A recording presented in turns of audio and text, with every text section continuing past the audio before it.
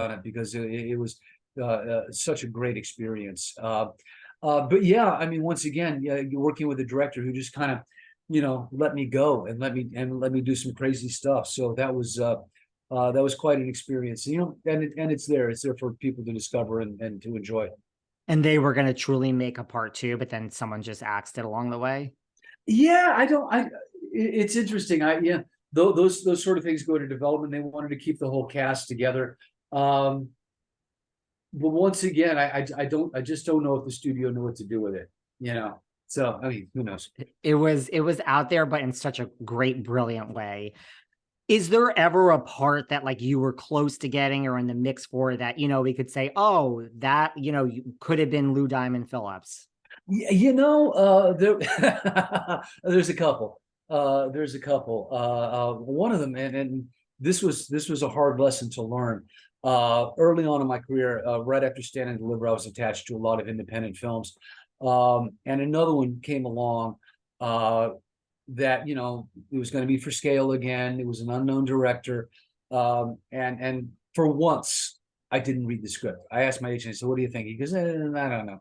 So we passed, and that was Drugstore Cowboy, and I had it first, and it was like, I look back at that now, and my lesson was, I don't care if they're offering me $2, I'm gonna read the script, it was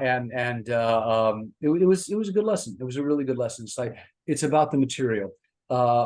So many things in my career have been underdogs. They've been unexpected projects that have done well and found their audiences. Many, unfortunately, that did not. The 33. I'm so proud of that film. It's a wonderful film. It was terribly underseen about the Chilean miners, and probably the most international cast I've ever been a part of. But so many things go into what makes a success and what doesn't. That you have to kind of take things on their own terms. And if you're proud of the project, regardless of what it may do business wise, I think you have to be satisfied with that.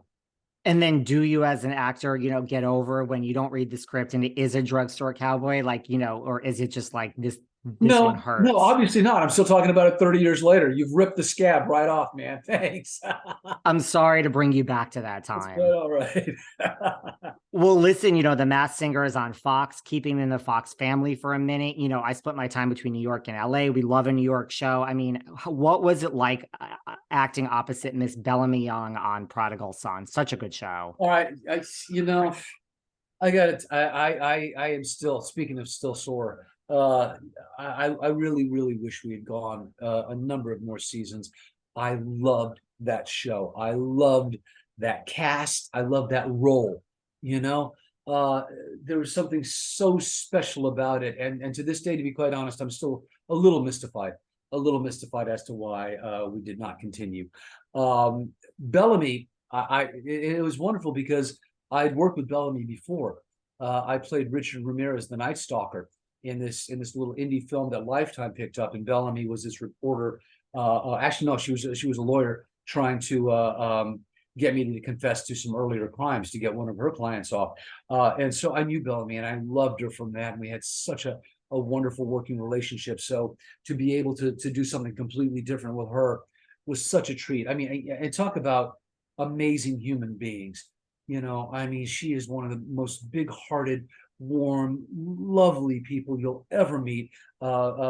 Really does so much for animals and for pets. I mean, God bless her. And Tom Payne, I had known through a lot of the conventions, because the I directed a Fear the Walking Dead, and he was obviously in The Walking Dead. And we had an overlap there, so it was nice to get even closer to him. So yeah, man. I mean, that's just it. It's working with cool people and just enjoying the journey as much as the destination. It was such a good show. Mm. I know you were on the board of, the Coalition for Asian Pacifics in Entertainment, and you've spoken out, throughout the years. Like, where are we today in entertainment with like diversity and Where inclusion? are we? Yeah. Wow, that's a really good question, man. We are on the climb, I hope. You know what I mean? I think we have seen advancements in a lot of areas. I think we have quite a ways to go.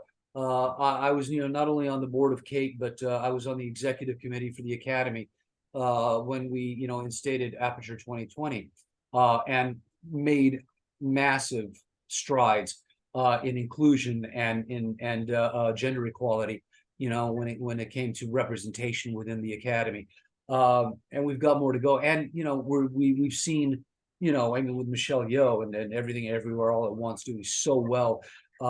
Parasite a few years before that, Minori, obviously the African American community.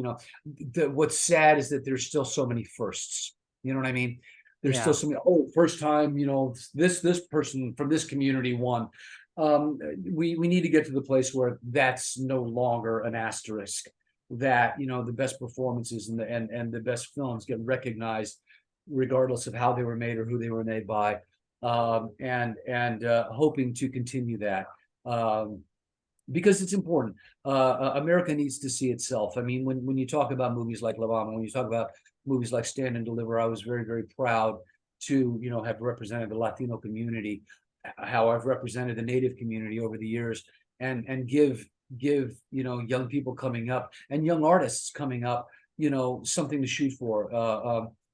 I've always said, I was fortunate to get in the door. I've tried to keep my foot in the door so that others can get back, get through with me.